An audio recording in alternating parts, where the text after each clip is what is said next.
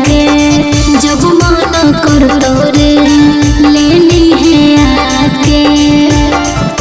सोचलू जे बात माता फिर गेलौगे मिले से पहिले ही गिर गेलौगे। सोचलू जे बात माता फिर गेलौगे मिले से पहिले माल गिर गेलौगे।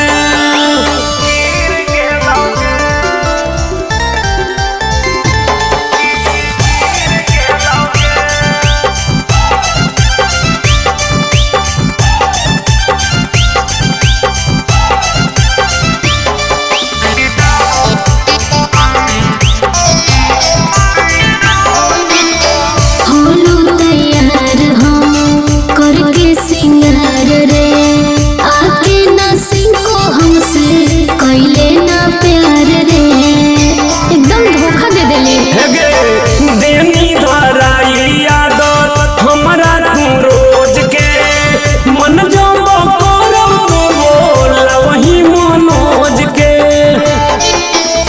रती में अभी से इतना गिरई में धस जइतो गाल तोहर तू दुबरई में।